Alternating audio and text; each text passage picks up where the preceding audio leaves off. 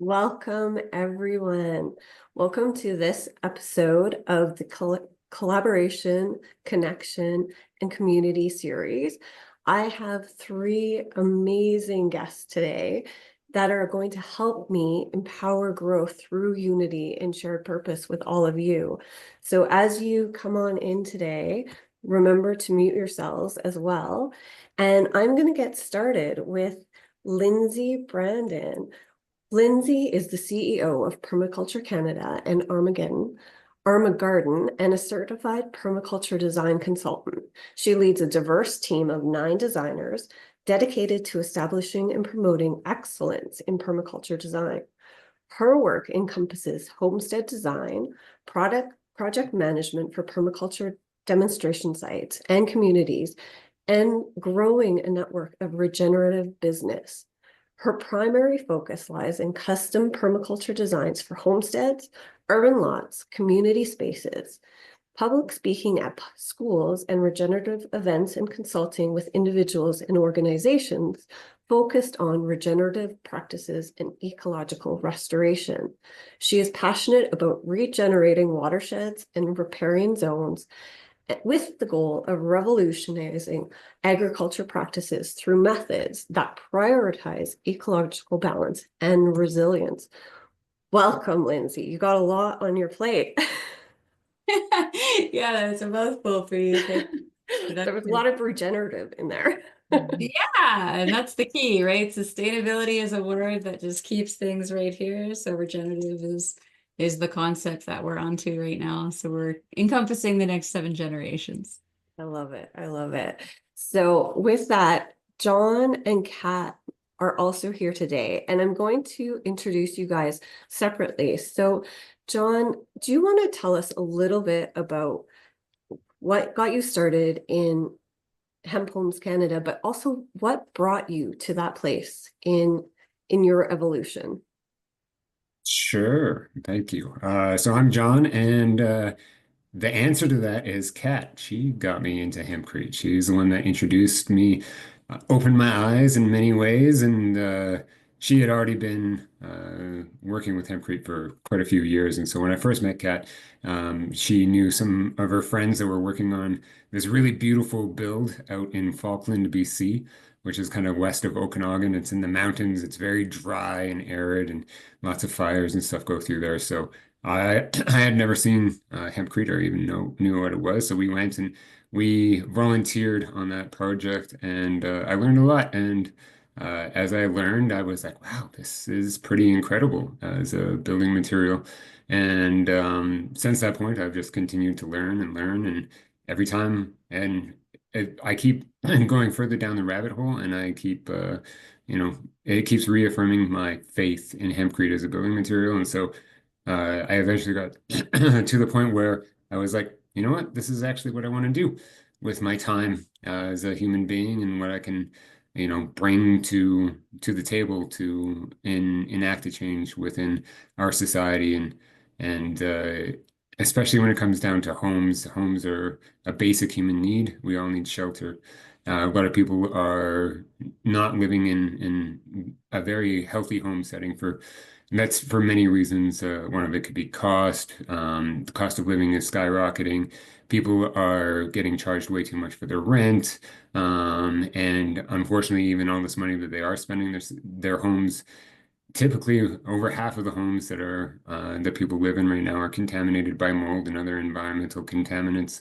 And that's primarily because of the materials that are being used and the lack of quality that are within those. So that's a travesty that we are trying to spend all of our money on a place that we want to feel safe and protected in, and it's actually, it's making us sick sometimes and draining our wallets and creating stress. And those are the opposites of what home should really be.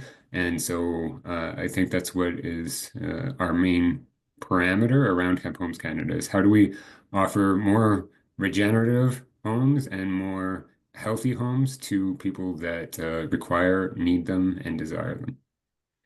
Well, then it could be said that everyone needs and desires a healthy home. So I think this is wonderful what you guys are doing. Kat, on that note, let's go to you. What can you give us a little bit of your background and why you chose Hempcrete or Hemp Homes Canada as your next evolution? Yeah, thank you so much for having me, Jen, and for making this call possible. I love talking about regeneration. The most immediate answer to that question is that I was trained as a herbalist from Wild Rose College in Calgary, and I just got into just natural medicine. And um, yeah, like many people, I became fascinated with hemp as a plant. And so I did my herbal thesis on hemp. It mostly like centered around the medicinal aspect of it. Hemp and cannabis are the same plant. We could like do probably a whole hour just on, some of all of those details, but hemp is a legal designation. That means that the plant has below 0.03% THC. Other than that, it's the same plant.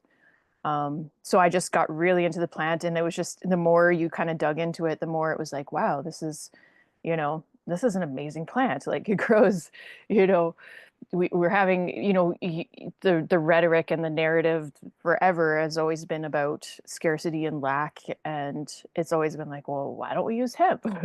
Was kind of like my answer to like, deforestation and housing and medicine, and also just like feed for animals, all these different things. And that's just scratching the surface.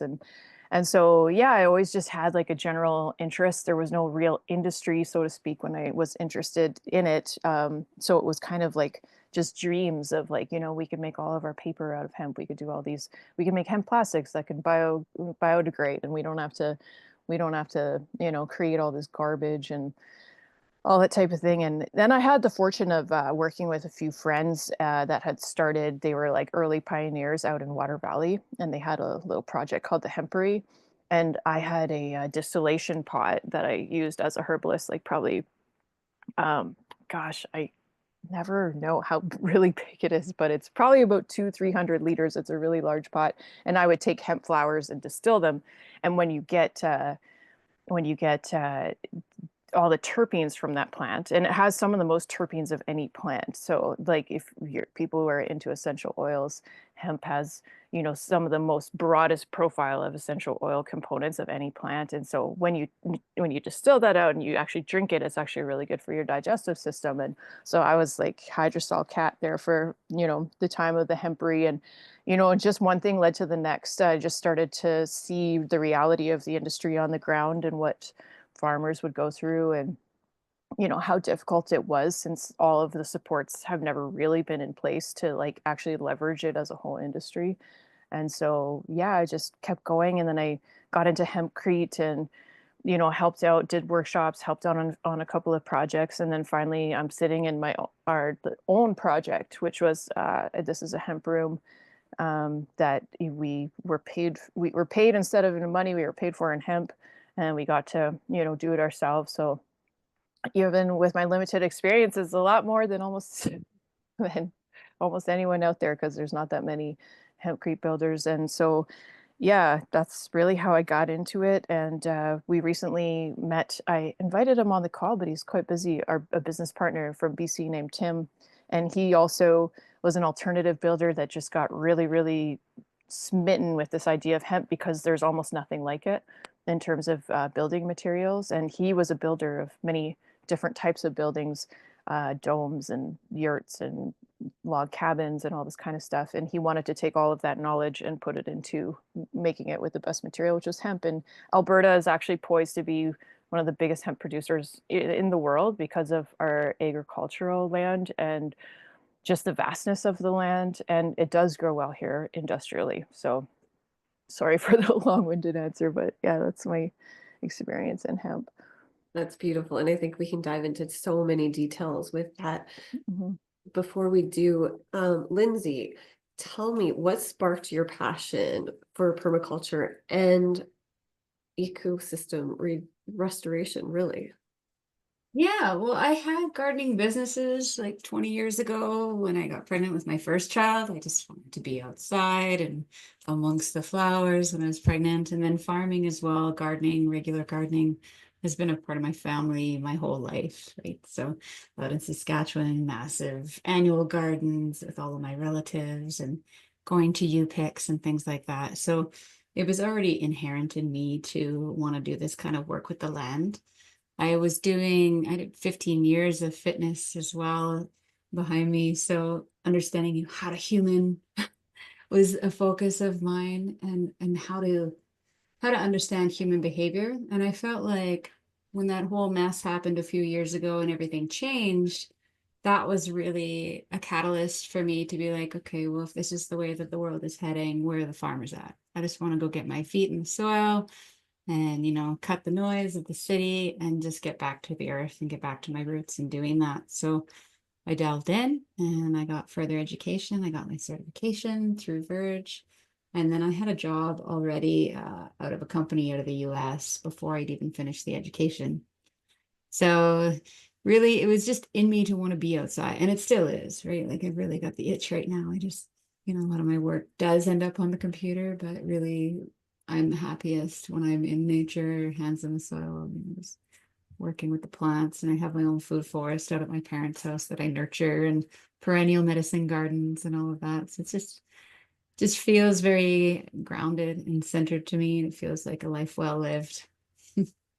That's beautiful. And I think we can all agree that we all need to be in nature a lot more and get grounded. And so it's lovely that all of you are working your best in helping others as well, so that they can live closer to the land. So John, I want to know, how does Hempcrete reduce mold and toxins and help people live in healthier homes? Yeah, that's a great question. So Hempcrete is a very ancient recipe, ancient technology. Humans have been using it for millennia, literally. And one of the reasons for that is hemp is the second fastest growing biomass in the known, Earth planet, like all the plants that grow.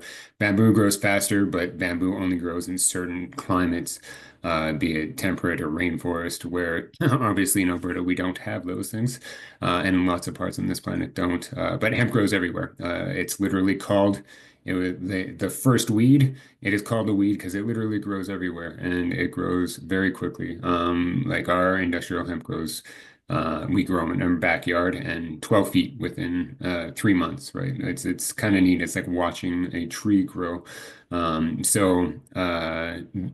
can be grown all over the world. It grows very quickly. Lime is another component of hempcrete. And lime is just like clay. It's all over the world. We can find it literally in every region, and water. So those are your three components. It's hemp. And so it's called the hemp hurd, which is the inner stalk of the hemp. So we peel off the outside fibers, and those are used for fabrics and ropes and paper and all kinds of different things. And then the inner core of it is very woody. It's very strong. Pound for pound, it's stronger than steel at a tensile strength, which is pretty crazy. And so that inner core gets chopped up into little pieces, if you can imagine in your mind, like animal bedding. Like if you had a gerbil or a hamster or a rabbit, even like that type of shaving is kind of what it looks like. It's just much stronger. And the herd is actually used for animal bedding, and it's very absorbent and does a great job. But there's a better use for it, which is hempcrete. And so this combination of these three ingredients, you mix them together. They're wet and almost looks like oatmeal. And then you put it into a form. This is where hempcrete is. It's a misnomer. It's not the exact same as concrete, but this is where the overlap is. It's wet. You have to pour it into a form. That's what will give it its shape. And it cures over time. You can take off the form within, minutes, and it'll hold its shape. And then it does a primary cure for the next month to 6 weeks. And then it continues to cure for, they say, decades, still sequestering carbon into the air. And it's kind of that apparatus of the lime, which is sequestering this carbon. It's also the lime that keeps it from growing mold or any of these toxins. So the lime itself is very acoustic, so nothing really wants to live on it. Like it's a very clean surface. So bugs and termites don't want to go on there. Any type of fungus or mycology doesn't want to go in there. It's just not it's not an environment that promotes any type of organic life, which makes it extremely durable as a building material or a wall component. So we don't have to worry about termite damage or bug damage or mold damage or any of these things. It also, with the hemp, it allows it to be breathable. So a big part of this is it's a breathable wall.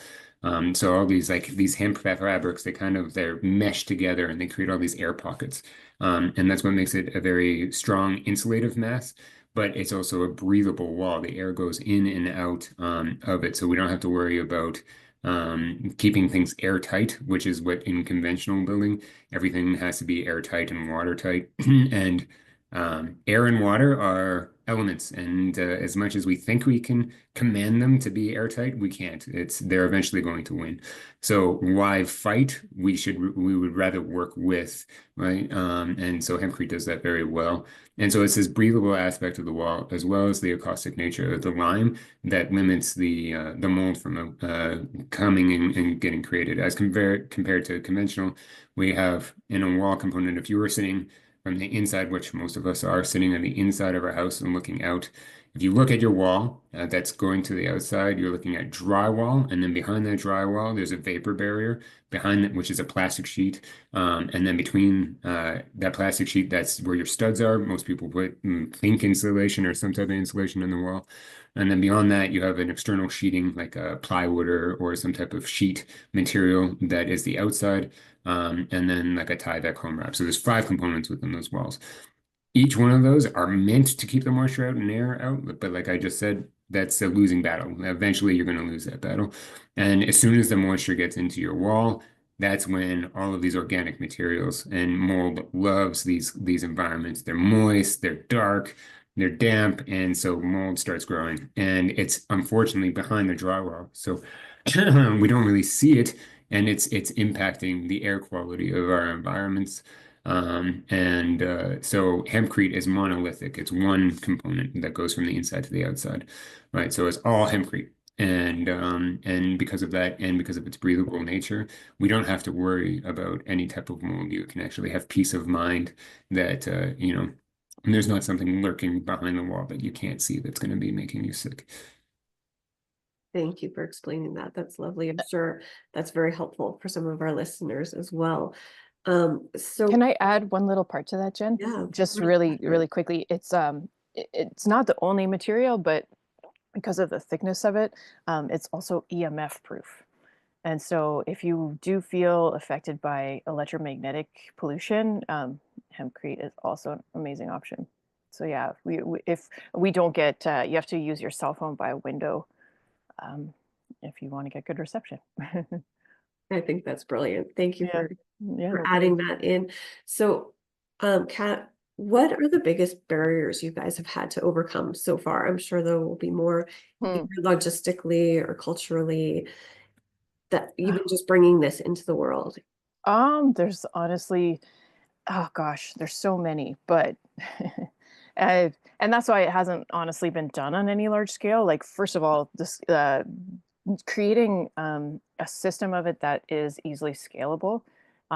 We were lucky to connect with Tim, who connected with a guy in the US who put 6 years of research and development into, I know it seems kind of excessive, it's just like just a building block, but creating a type of system that's can be easily scaled and done to share with the masses and actually make it like a realistic product, because anyone who's done a project knows that if you're doing like the style that we did here in this building, it's very slow.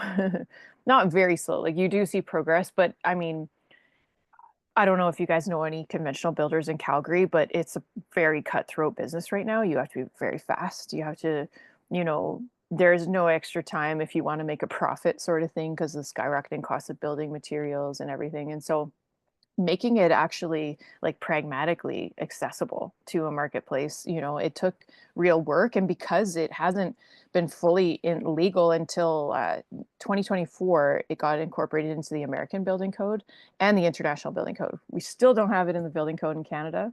You know, we've been working with different people. We have you know, an engineering partner who's doing all, she's so our American partner has done all the code compliance there, and so it's met the top engineering standards in the US. He put tens of thousands of his own dollars into getting the testing and all of that done.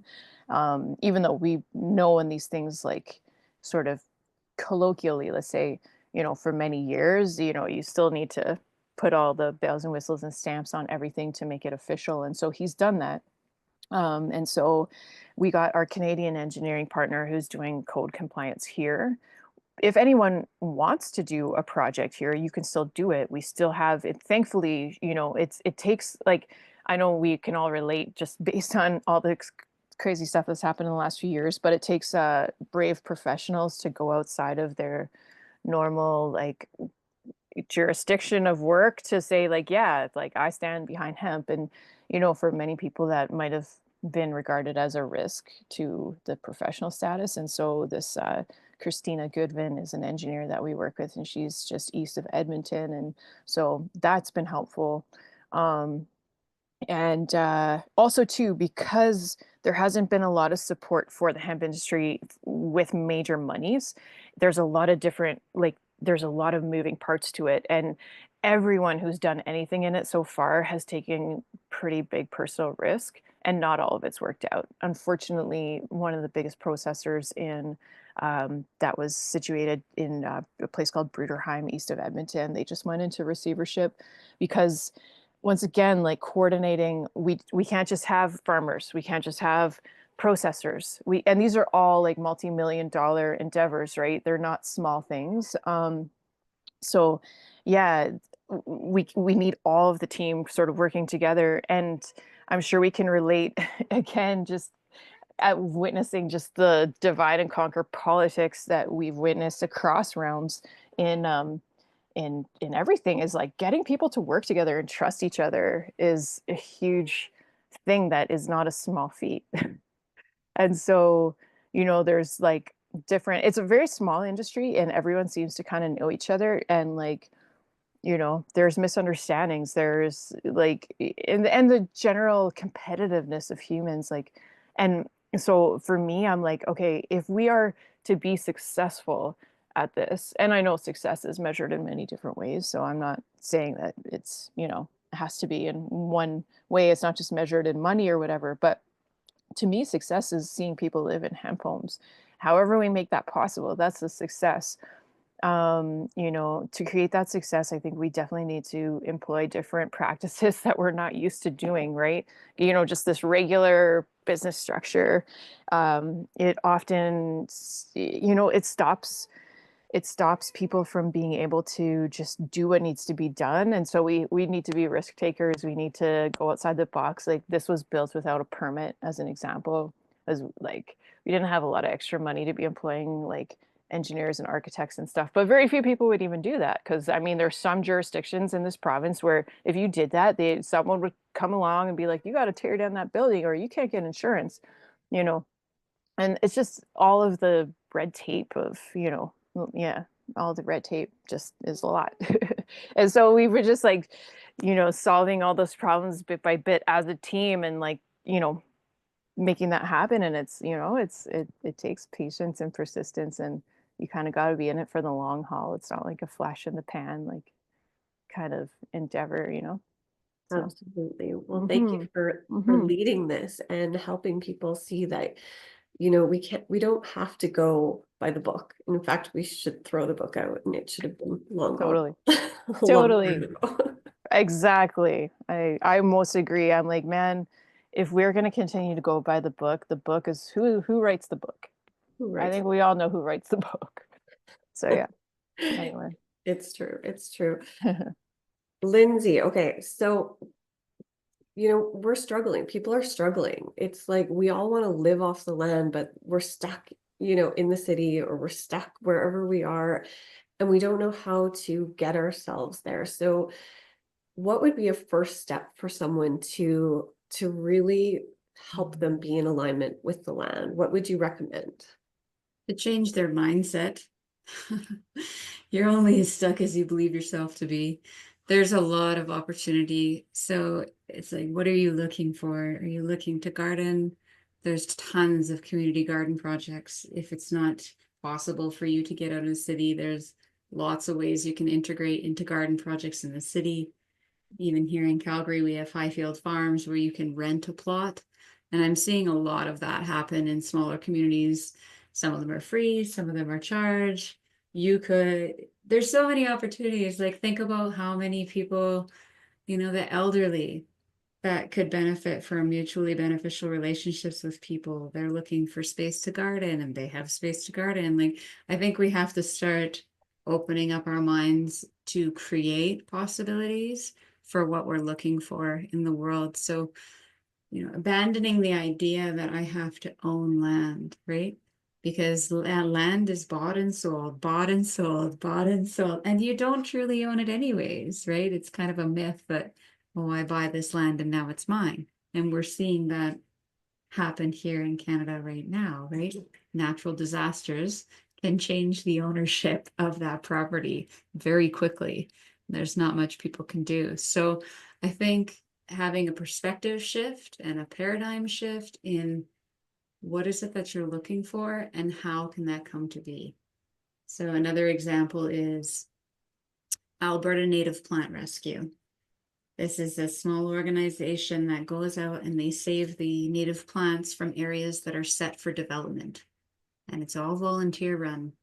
You go out there, you dig up plants, you bring them home to your yard. So you could have a fully thriving native garden without any, needing to have irrigation or high maintenance needs or things like that, and create a pollinator belt like situation in your backyard for free, right? With your own hours.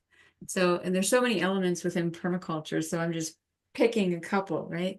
This pollinator support, or maybe you're in it for having your own food sovereignty. There's a lot of ways of looking at that. So I think a lot of the things that I'm working with right now in permaculture is the unseen. So it's exactly this, what you're talking about. It's about ideas. It's about finding out who your neighbor is again, right? And blasting the doors open on community, because people are looking to connect and looking for community. Even people come to us to design communities. But ultimately, the power of community falls in each individual's hands to actually go out and do that and seek that. But then it's got to be a mutually beneficial interest, right? It takes everybody to kind of be part of that. But I think the desire is there, right? Like you say, everybody wants to do it, but they don't know how to start. It's like, well, start where you are right now, and don't try to take it all at once. Because it's all these slow and steady solutions in permaculture. So it's decisions that you make every single day, and the way that you're looking at the world, and pattern recognition and whatnot. So starting to seek out like-minded people and seek out those opportunities that you're looking to experience, right? If you want to learn about bees, there's so many ways to volunteer or to go get free education. Of course, we have an endless pit of information online. So I feel like there's nothing but solutions out there for people. It's that mindset of, well, it doesn't look like this, so I can't have it, or I don't have this, so I can do that. So it's in your language, right? It's what are you saying? What are you believing in as to what's going to come your way? Absolutely. And I think it's those mindsets that get us stuck or unstuck when we choose to make those shifts. So I appreciate you sharing that and just helping remind people that it's so important to just start now and start small. It's the tiny little steps that you can do. It's figuring out, if you are limited in financial resources or land resources, there are still ways to do it no matter what. So I love that. Thank you. There's solutions for all different kinds of budgets, right? And it depends where you're at as to what you have access to. So I think also not judging yourself for not being on one way or the other, and just kind of like abandoning that idea of I cannot, right? Yeah. I love that. Thank you, Lindsay. That's perfect. So, John, how do you see collaboration really taking root in your industry and helping you become successful and having that impact on Albertans, let's say, or Western Canadians, wherever your target audience is? How are we going to bring that to the forefront so that people realize that having a healthy home, a sustainable home, is actually easier than we make it? Absolutely. Yeah, collaboration is the way forward. It's like that's what community is supposed to be. That's how we're supposed to operate. We all yearn for this. We desire it. We know it even in our hearts, right? That we're supposed to be working together and not against each other. The unfortunate thing is we live in a society that promotes capitalism and therefore competition as its core philosophy. And that is not working for any of us. And we can see that it's observable. And that's why all of us are on this call are looking to make alternative solutions. And so, yeah, we have to be focused on collaboration on the way forward. If we fall into competition, we're just playing the game that's going to take us further away from community.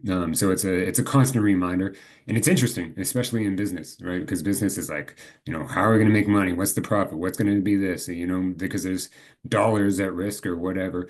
But I think we need to remain inspired by what is actually making this opportunity for us, which is hemp and lime and water. And these are nature. These are not things that we can own. We have to remember that major corporations and what we would call big pharma, big ag, and big government, it doesn't matter whatever is in front of that big. These are massive corporations that they honestly, everything is made from nature, and all they're doing is synthesizing it, patenting it, and then making it more complex and then selling it back to us. And so it's very important that we remember that everything comes from Earth, everything comes from God, and everything comes from us. Everything that we've seen that's ever been built has been built by human hands, regardless of what we think that actually is. And so it comes back to we can do a lot of things if we work together, but where is our focus and our attention going to? Unfortunately, a lot of people are stuck in the grind and they're working for a company, and that company is faceless and is usually driven by money and therefore this competition mindset. And so we are giving our creative power as human beings into faceless corporations that really don't care about humanity, they care about profit. And so it is a major challenge to remember that collaboration is actually the key for our liberation. And hemp leads the way. Again, we don't own this. This grows, and touching on both like what Lindsay was saying and what Kat was saying is that like in terms of sovereignty, in terms of our liberation, we need to do something right now. And what can we do? Well, we can grow things in our backyard. We can grow food in our backyard. That's food security. We can grow hemp in our backyard, and now that's housing security. And we can grow our community in our backyard. Talk to your neighbors, get inspired, find people who are like-minded, that want to do things together. And so being inspired by nature is, I think, the best way to remember about collaboration, because nature is ecosystems. It's things working together. It's the bees and the flowers, What one exists without the other? Well, honestly, none of it. We all work together, right? And so we have to get rid of this fallacy that we can do it by ourselves and go back to the truth that we have to do it together. And so we're trying to incorporate that into how we're going to conduct our business with hemp. And so it's very inclusive. And we're just looking to work with whoever feels inspired. Now, a big part of this collaboration is most people just don't know what hempcrete is, excuse me, or what permaculture is, or any of these things. And so we're now on an educational pursuit, right, where we need to educate people because, again, we all yearn for something that's a little bit deeper. We all know this. That's why we're on this call. And so it's by opening our hearts, opening our minds, and listening to each other that we find this linked inspiration and this linked effort that we're putting together. And the way that I see it, the more people that jump all in with both feet, the easier it becomes. And so I really am a promoter of collaboration because the more people that do it, the faster things change. And so that's really what we're trying to make sure is going forward. So we're working with people within the hemp industry now, and people who are in the natural building industry or the permaculture or regenerative, or just human beings that want to see an alternative society kind of produce. And we are looking for people to join us at all times. And the more minds and the more hands, the more things get done. So I don't know if that answers fully your question, but No, I think it's perfect because it's true. It's just we have to shift, as Lindsay was saying, our perspectives and just start with the collaboration. I think people are waiting for others to do all the work, and we have people like you already doing the work, but other people are just sitting back watching, going, okay, so what's next? Is that working? I don't know if that's working. Maybe, but it's not working fast enough for me. So I don't know if I can get on board with that. So, all of this stuff. So it's just, let's start now, right? I have all of these ideas. It's like, we have all these people who are already sovereign. They're stepping away from the government. They're doing these things. What if we started building communities as investment properties, and we have opportunities for people who say don't have the money to live on the land and work the land and redesign the land, do the permaculture, but then we have the investors can also make some money doing it, and then maybe the people living on the land have an opportunity to become investors eventually, right? Like there's just so many opportunities, and if we just start thinking differently. So, but okay, Kat, if you could wave a magic wand and just go, okay, this is working, how would that work for Hempcrete and what you guys are doing? That's a great question. How would it work?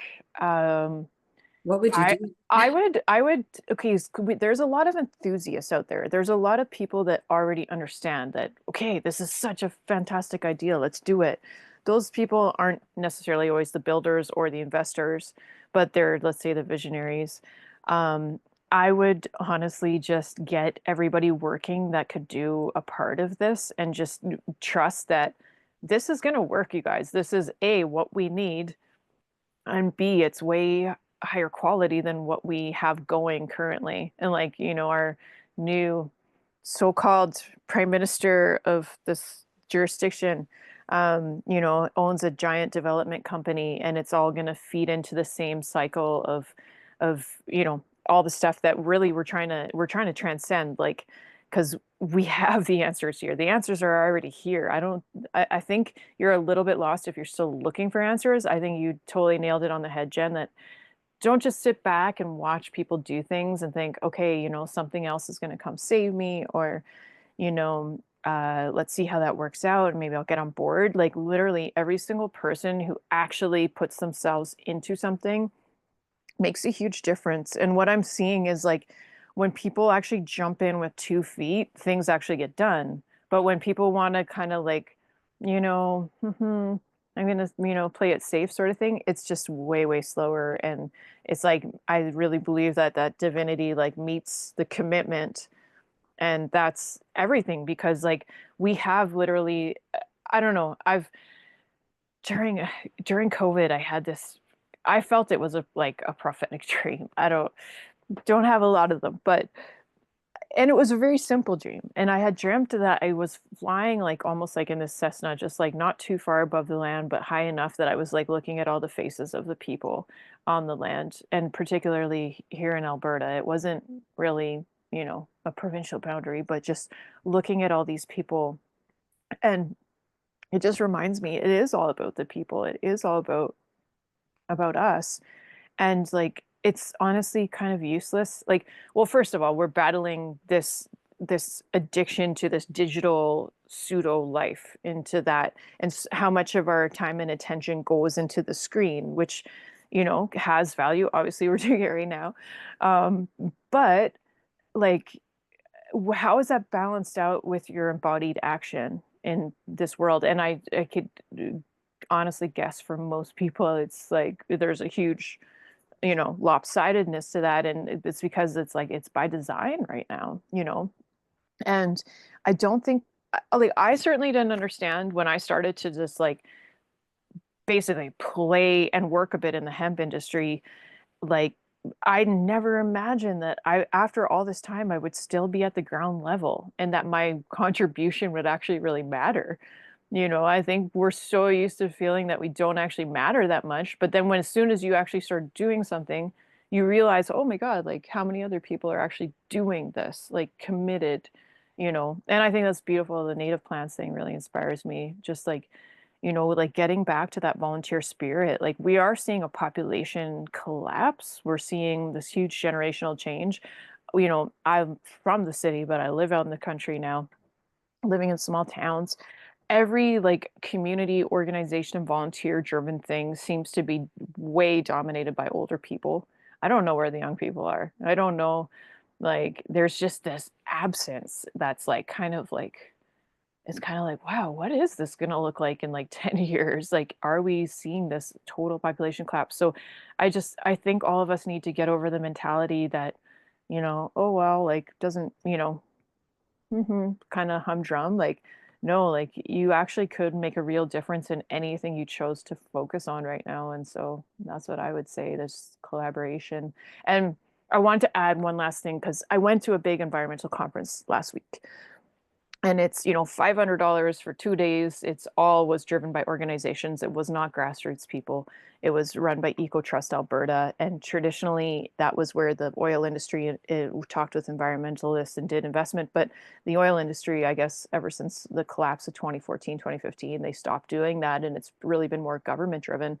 Well, the entire environmental industry right now is being forced into carbon zero, net zero. That was the whole narrative. Most of the mainstreams, most of the keynote speakers were on that topic.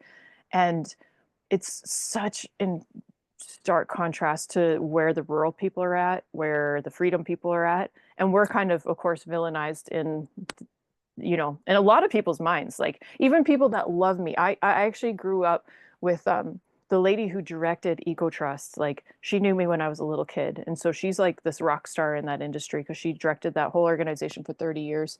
And she was talking to me like she just assumed we all had the same values. I'm like, lady, you have no idea who I am now. Like I love you and I feel your love, but you honestly think what I think is so villainized. And truly, like the rural people have such a big part in being able to do something here because we still have land. Like there's still land here. I mean, that's one of the greatest blessings of living in Canada. We have so much land. Why are we like scrunched into these little spaces and fighting for little spots? Like it makes absolutely no sense. So we have to collaborate. Just people that would never collaborate, people that would say, no, you believe this, I'm not going to do that. We have to get over that. So I don't even, it's hard to even talk about politics because it's like, it's pointless. In some ways it's pointless because it divides us more. We actually need a piece from everybody. And we're actually like hoping to collaborate with people that are completely apolitical and don't want much to do with society, which are the Hutterites. And, it's like, it's like world bridgers, if I had the magic wand, I would just like bridge worlds and get people to trust each other again because it just needs to be done. We all know that already. Yeah. I agree. I think that's so powerful and beautiful because, I'm thinking about even going to visit my family this weekend and we do not see eye to eye, but I was having this moment where I'm going, gosh, there's so many things we agree on, but there's so much tension because of the few little things that we disagree on. And that makes no sense to me whatsoever. And so it's just, how do we have compassion? How do we show compassion for the people in our lives, even so that we can bridge it between us? Because then if we're bridging it with our immediate people, maybe it helps them bridge it with others who aren't so immediate and, but still off-putting to them, but there's no need for any of that. And so I think there's so much room for bridging all of these things with people and just loving people no matter what they believe, right? And that hopefully opens the door so they can love us. Lindsay, okay, so I have lots of things. What are some common misconceptions about permaculture? And then also, how do you see permaculture in societal regeneration and culturally, economically, ecologically, whatever kind of comes to your heart. Well, I think a lot of people don't know what permaculture is. So that's a big part of it. I think there's a misunderstanding around where it comes from. I feel like really it is adopted, right? Permaculture was coined, but it's really ancient knowledge and then added to, of course. So as far as like, what are the common misconceptions? That you can just plant something and forget about it and not do anything about it and it'll grow, and that permaculture provides these solutions that require no effort. I think that's a big misconception because, of course, like if you're looking to plant a food forest in your yard, you're going to have to establish those trees. You're going to have to water them in the first few years, make sure that the weeds don't overgrow your little scions and things like that. So the set it and forget it attitude is not what it's about. I'm in the business of reconnecting people to their lands and to want to steward their lands. And I'm interested in working with people that desire that relationship. So that's the demographic of the people that I'm looking to work with. I have worked with people in the past that just want the food forest, right? But don't really want to do anything to get it or to have it. And that's, in my opinion, just a little bit disconnected. I am happy that they want to proliferate that sort of thing for the earth and for the pollinators and all of that. But as far as personally working with people, I'm interested in, in bridging those relationships again between people and the earth. So that's the first part of your question. Can you give me the eye into the second part of your question again? Yeah. So what is the role of permaculture in societal regeneration and, ecologically, economically, culturally, however you want to look at that? So many roles. There's so many roles there because there's at least 12 different categories. When we're talking about permaculture, we're looking at the geography, where you are, the climate, the soil, the water access structures, the fungi, the fauna, the flora, the finance, the community, right? So there are, within permaculture, we're looking at all these different things, and it's holistic systems design. So just to break that, I feel like I've got the first part of your question answered. But how do we approach it in society? I think each site and each situation is it's us listening to what needs to happen there. So within all those different subject matters that I just mentioned, it's maybe your site is severely compacted and your soil is horrible. So you start there, right? And you look at your soil and you say, what's going on? And we find that no matter where you are on earth, everything that needs to be in the soil is already there. It's the communication system that's lost. So maybe we focus on that, right? Or maybe it's your water table, right? Maybe you have a horrible situation with your water. Maybe you have no well. Maybe you need to start doing your rainwater capture and looking at that. Maybe you need to put biomass into your land to absorb water and retain it into the soil, right? So it's like, what is being asked for? And when I do site visits with people, that's really where my work begins. Is somebody invites me out to their land. They have all these ideas of what they want, but the land also dictates something too. So my role is to come in there and to witness the patterns and witness the land and listen to what is the story being told here, and how can it be more regenerative? What would I have to do to create that change? And then also, how do I then look at the person that's called me to the land and say, what are they actually asking me for, right? What are they really valuing? And what is the undertone of the story that they're giving me? Because there's very methodical, I want A, B, and C. But finding out the why behind, well, why do you want these things? And maybe when I look at the relationship between the person that's talking to me and the land that's also talking to me, it's like, where do we find the bridge between the two? And create this give and take sort of thing. So it's not a human imposing their will on the land, and it's not the land imposing, it just is, but it's like, how do we create this circular agreement between the two? Maybe the person has some needs that the land will not, support. And then that's part of nourishing that relationship and that communication system between steward and land and creating that connection, right? It's a spiritual practice for me. And sometimes in permaculture, that's really shunned upon to get into the metaphysical realm, which is completely out of my realm of existence, not to feel, connected and to work with energy and all of that. So, yeah. I think that's beautiful. I think, it's so easy for people have become so out of touch that it's really getting in touch with that relationship. And I love how you bring in that communication between the person and the land and what both of their needs really are. So thank you for sharing that. Okay, John, some people are not going to feel ready or qualified to start building regeneratively. And so what would you want to say to them to help them kind of get over their own hurdle, their own excuses, their own mindset, let's say? Sure. I think something that's been coming up in my own mind as we've been going through this conversation here, like, how do you actually inspire this change, or how do you become the change? It's like you need to be the change you want to see in the world. We all have that personal responsibility. So we can't look at somebody else and say, why isn't the world exactly what I want it to be? Nobody's ever going to do that because nobody knows what you want it to be.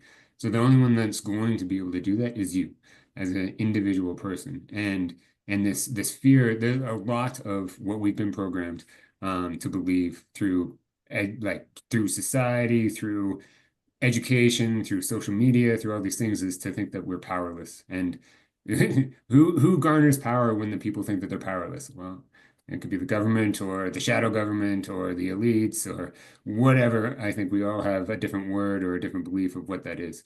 And so we need to remember that we are the ones that are powerful. So fear I don't want to say that it's not valid.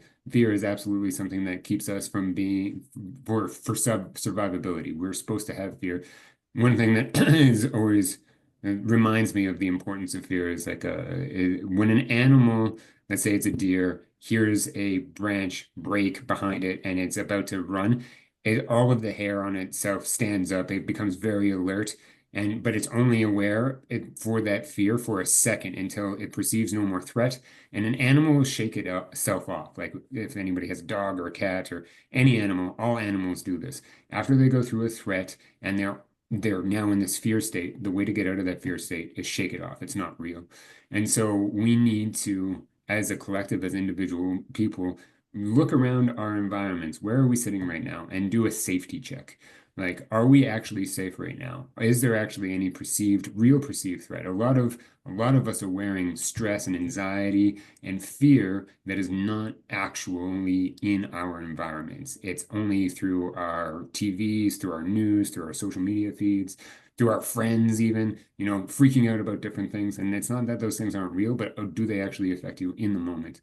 And if they don't, then we have to shake ourselves off, get rid of that fear, and actually do something for ourselves. And by being the change you want to see in the world, then you become that bright spot for everybody else to say, hey, that person can do it, so why can't I do it? And if they talk to any of us on this call, I'm sure that we're all very supportive in this. It's like, no, you can do it, right? Like, yes, you can type of mentality. And we can. We are very powerful. We are the creators. And so we need to get over this fear. And it sucks because like so many people are part of a system that is so much larger than themselves. And so we do feel powerless because it is, it's just running, it's churning all the time. But we have to decide for ourselves, what do we actually want to see in this world? And we need to become it. We need to take steps towards it. It doesn't like, I am all about, jumping the 2 feet in and doing like taking that leap of faith because we're humans, we're adaptable, we're going to be okay. Guarantee every single person on this call has taken a leap of faith at some point. And was it a learning process? Probably. Are you still alive? Absolutely. And so you're going to be okay.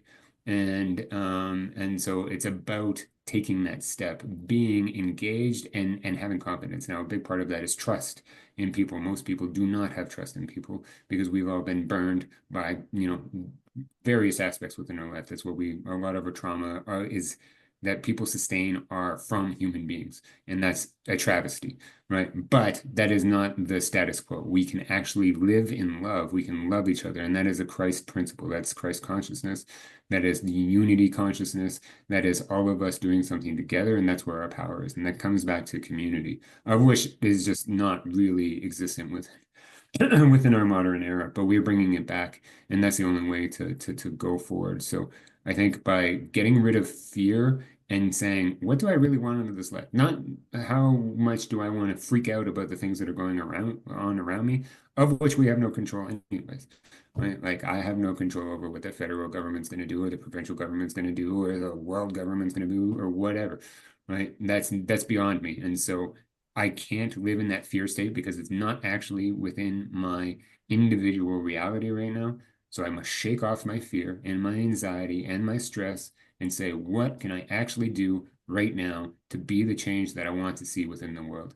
And if we all do that individually, we will make a change in the world, right? And so if we are inspired by the people around us, then work with those people, love those people, engage with those people, and do something. I love that, John. Thank you for sharing that. It's so true. I mean, we are always, it seems that there's all this trepidation about everything that's going on around us, and we just really have to stop looking at what's going on around us out there, out in that government world and in that silly world out there. It doesn't matter. What matters is our local, our community environment, and we must create that community, and it needs to be people that we can tangibly touch. It can't be an online community, because as great as the online communities are, and this is wonderful, it does not calm your nervous system. We need co-regulation for that nervous system regulation. And so on that note, Kat, what do you do to stay grounded and regulated as you do your work, right? When everything seems so overwhelming and chaotic, and how do you bring your own sovereignty into the context of your work? Yeah, that's a great question. Well, one little more pitch for Hempcrete. A lot of people that come into this room, they say, "Oh, I feel more calm," you know, and you know, sometimes like the simpleness of the environment, and that's one reason I love this material and I want to see it propagated and shared. Is like it, yeah, you do feel more calm. You're actually more in the frequency of uh, of of the planet, as opposed to all these artificial frequencies that we're bathing in a lot of the time, and that has that subtle buzz in the nervous system that kind of just keeps us in like a little more jittery state. So that's one thing I like to do. Yeah, no, it's a really good question. I don't know, for me, I know we're all made differently, and so right now, like I like so many other people have battled with like a sense of powerlessness in what to do about this and how to move forward. But going back earlier in the conversation, what Lindsay was saying, and what you've said, it's like it is actually in our hands. And sometimes we don't want it to be in our hands, because it's like there's accountability and responsibility that comes with that. But so for me, it's like I at this point want to see tangible results of of a manifestation of our power in this actual world, like you said, not just in the online world, but in the actual world. And that keeps me grounded in the sense of like, I know that if I'm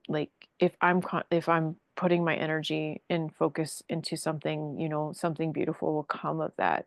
And I don't need to like just like be pulled in all these directions of my attention, and and kind of scattered about, which is, I think, very, very easy to do in this world now. So that's why right now I'm, you know, I try to balance, like, if I really do need to rest in something simple, like go work on the garden, go pull weeds, you know, like actually physically ground to, like, you know, get my system more at a workable frequency.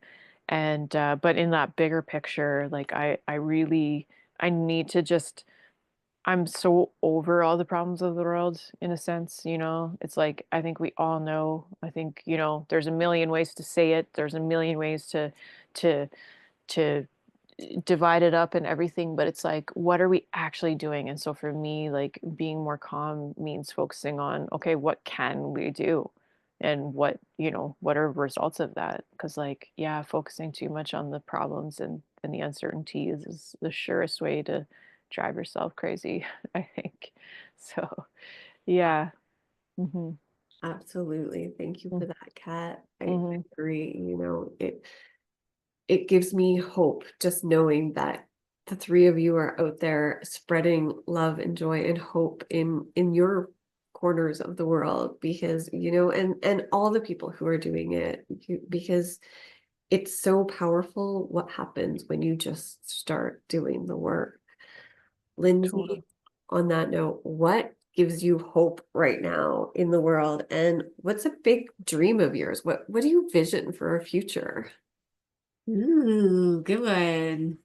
What gives me hope is, living life by design and following the synchronic calendar and watching synchronicities unfold and feeling empowered to make change in my life and having faith, even in the face of disruption.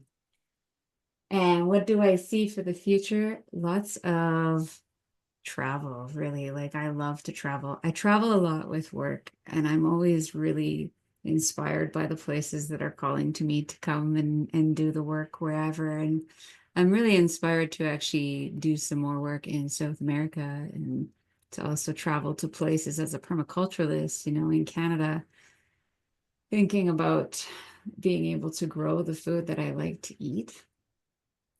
For a long time, I've been really looking for land around Calgary and in Canada, and I still am, but a part of me wonders if this is really the place for me, if, I can't really survive here in the winter and grow food all year round.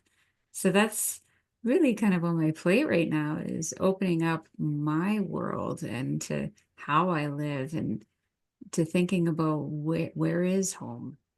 Right? I'm really inspired by the potential of having home many places, right? And not just living in one place, but in fact, I have homes all over the place. So really expanding my idea of what home is. And I see the advance of permaculture in the social scene. I see homesteading becoming more and more popular, which is great. It's becoming more mainstream. And I think a part of me saw that unfold at the beginning of all that mess. And because of the mess, it takes frustration and anger to create a new neurological pattern and a solution.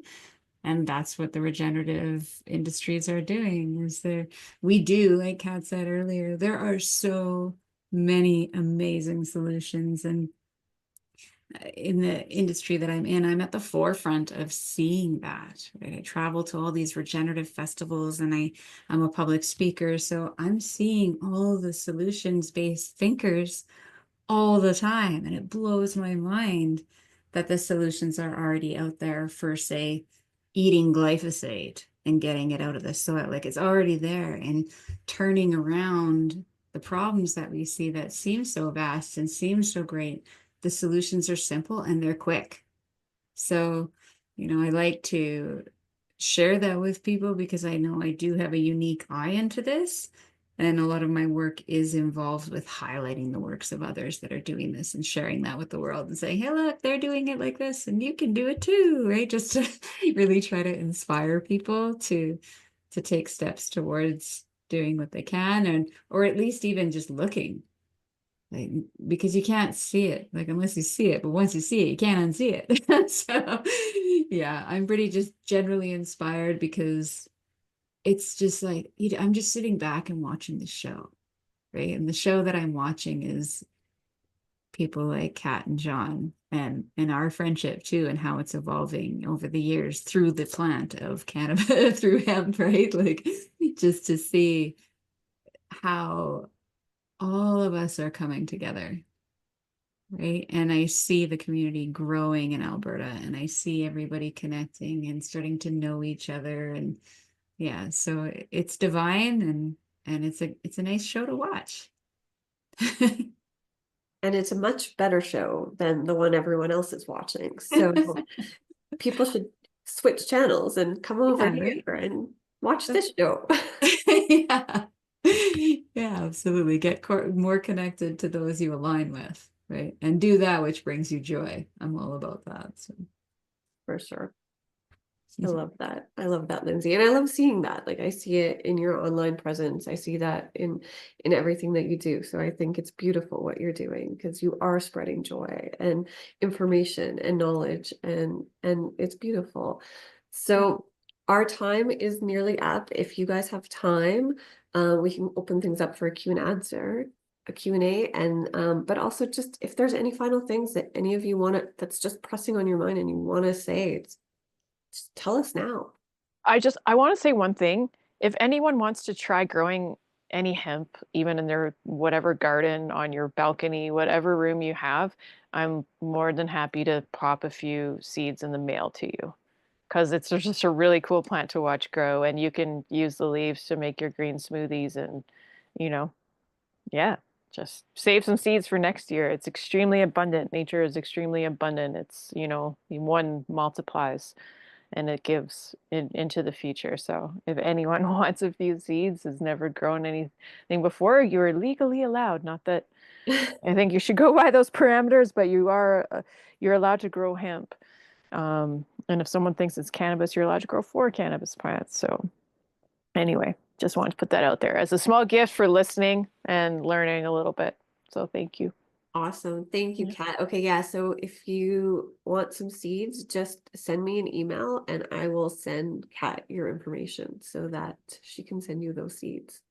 Mhm. That's perfect. Thank you. That's very generous, Kat. Mhm. Mhm. Oh, sweet. Okay, cool. Yeah, Ken, you got a whole field, don't you? We talked about that. Yeah. Anyway, sorry. That's perfect. No, that's beautiful. 100 acres. Okay, so someone is asking, so grateful to you all. Where are these green groups in Alberta? I hear a few years ago there was a group of people. What does that say? Living there together. Living together. Hmm. So I'm not sure. Does anyone know? yeah, I don't know a specific one. There's definitely like definitely private members associations type situations where people are buying land together, but Yeah. that's, they're pretty tight in terms of when you're building a community like that, you want to think about who is involved and what are their skills, and really having the community aspect of the relationships and knowing that everybody jives first is something. And some people do it the other way around and open it wide open. Yeah. To anybody to get involved. One link I did put up earlier in the chat was the Young Agrarians, and that was for people that was looking for land, but they're also involved with connecting farmers with workers and people that want to live that lifestyle with a place to live and also work on a farm. So if you're interested in that kind of thing, the Young Agrarians is a good place to start. It's more of a stepping stone towards going to the full scale community with a whole bunch of people, which requires a lot of, conscious communication and emotional regulation and all of that sort of thing. So as, just an eye in to, hey, maybe just living the lifestyle, then you can get involved and maybe go live on a farm where somebody could use your help, and then you get to live in that way. I love that. Thanks for sharing that, Lindsay. Stan, go ahead. You have a question. Yeah, what a terrific call. It's just a win. Um, exactly what, we as a civilization need is get back out into on the land. And been interested in hemp. I wanted to grow hemp. My background is organic regenerative farming, big family farm. And I wanted to grow hemp about 30 years ago, but you know, as a partnership, everybody has to agree. So between that and the politics and the capitalism and religion, I guess, I had to part ways with it, but I'm going to be getting back out into the country and grow hemp. Is there quite a demand? Like maybe John could answer this. Is there any shortage of product for, you know, for the hempcrete structures? So right now, the market demand is a very interesting question because we're creating the market right now. Fun facts about the hemp industry here in Canada and Alberta is we are a very large hemp producing country, but we export a lot of it both to the US now and to China. So we're just like any of our agricultural products, we grow it here and we export it across the world. We're not using it in our own backyard, and so that's not good for local economy. That's good for, you know, GDP and for governments and, you know, international trade and all that. So right now it's imperative that with us at Hemp Homes Canada, anybody else who's working on hempcrete, the hemp herd is the largest part of the biomass of that plant, and so there needs to be something done with that. And currently, it's a limited market. And so that what Kat had mentioned earlier on the call is this large processor in Bruderheim. They are in receivership, which is not a good thing for a market that's expanding. That would be, I guess, your factual data that the market's not truly there right now, which is again why it's imperative that we do what we do and do it successfully. And we have a good design and we have good people and we're connecting all of these people that have already been in hemp and inspired by hemp or, you know, quote unquote hempsters, right? These advocates of hemp. And so, yeah, we're working on making that a bigger market. Now with the overall, we'll say, international trade and the tariffs and everything that people talk about, is it's important that we focus on local economies, and you'll see this like Buy Alberta and Buy Canadian type of these programs that are out there, right? And these are very important things, but we need to focus on our backyard markets first, and then there will be more demand for hemp, and that's what we are focusing on right now.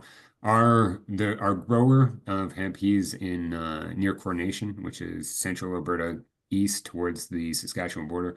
If anybody knows where it is, it's kind of they call it God's country because nobody else lives there except for God. But it's an interesting place, and he grows a lot of hemp. He grew, I forget how many acres, like over 1,000 acres of hemp, Thousand yeah, acres. yeah, of hemp last year, and he baled all of them, and he's processed some, but he's sitting on a large inventory of all of this baled hemp that he can still process.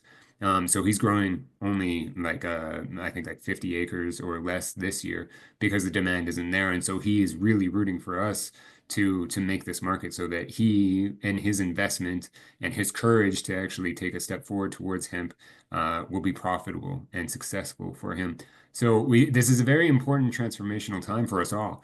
And so it's very necessary that we as people actually start supporting the things that matter to us in our principles and our morals and our ethics and what we want to see out of the world. And so it comes through education. I think the biggest thing that any of us can do from this conversation is not be like, hey, go buy a home. It's go talk about hemp.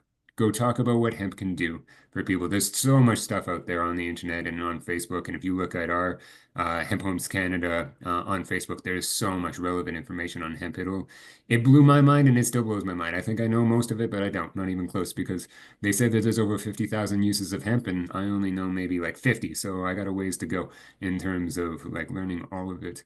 Yeah.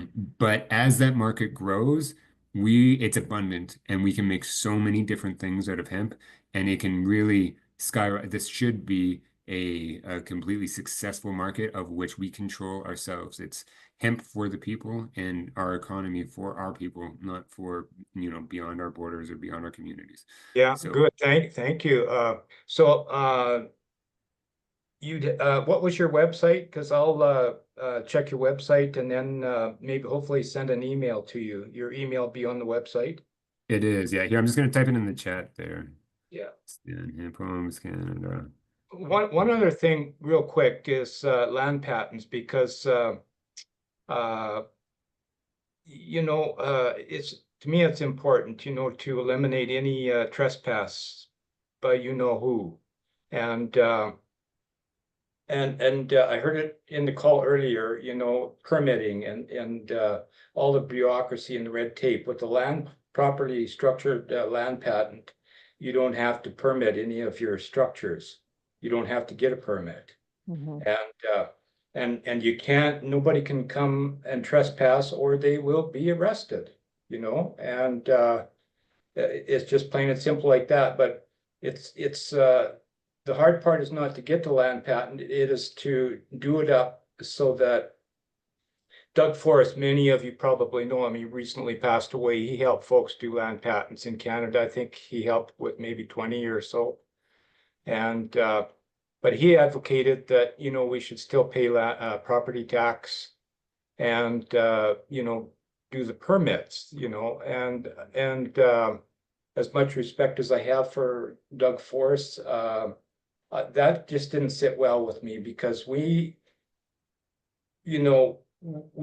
inherited this planet to be good stewards and be fruitful and multiply. And so we don't need those other restrictions. And there is a way to do it. I'm just about done doing the research on that. And then that might be something that might interest folks, is a properly structured land patent, because it gives you total sovereign access and without any infringement, encroachment, or trespass. So anyway, thank you. Terrific call. I really, really enjoyed this. Thank you, Stan. Thank you for being here, and thank you for participating too.